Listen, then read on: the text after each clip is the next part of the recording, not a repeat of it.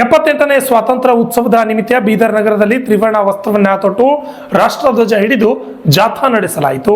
ಇಂದು ಬೀದರ್ ಜಿಲ್ಲಾಡಳಿತ ವತಿಯಿಂದ ನಗರದ ಬರಿದಾಶಾಹಿ ಉದ್ಯಾನದಿಂದ ನಗರದ ಪ್ರಮುಖ ರಸ್ತೆಗಳ ಮೂಲಕ ಬೀದರ್ನ ಕೋಟೆಯವರೆಗೂ ತ್ರಿವರ್ಣ ವಸ್ತ್ರವನ್ನು ತೊಟ್ಟು ರಾಷ್ಟ್ರಧ್ವಜ ಹಿಡಿದು ಜಾಥಾ ನಡೆಸುವ ಮೂಲಕ ಬೋಧರ ನಗರದಲ್ಲಿ ಹರ್ ಘರ್ ತಿರಂಗ ಅಭಿಯಾನ ನಡೆಸಿದ ಜಿಲ್ಲಾಡಳಿತ ಜಿಲ್ಲಾಧಿಕಾರಿ ಶಿಲ್ಪಾ ಶರ್ಮಾ, ಜಿಲ್ಲಾ ಪೊಲೀಸ್ ಅಧಿಕಾರಿಗಳಾದ ಪ್ರದೀಪ್ ಕುಂಟೆ, ನಗರದ ಸಭೆ ಅಧ್ಯಕ್ಷರಾದ ಮಹಮ್ಮದ್ ಗೌಸ್, ಜಿಲ್ಲೆಯ ಸಮಸ್ತ ಸಿಬ್ಬಂದಿ ವರ್ಗ ಹಾಗೂ ಜಾಥಾದಲ್ಲಿ ಭಾಗವಹಿಸಿದ್ದರು.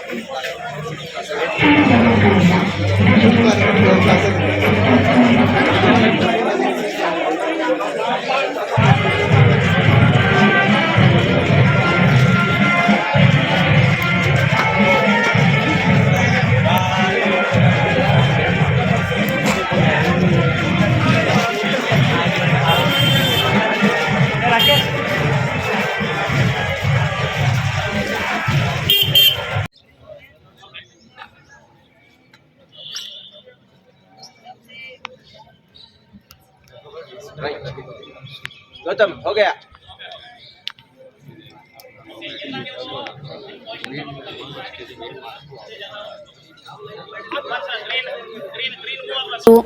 बसवराज पूजारी, RJ32 न्यूज़, बीदर।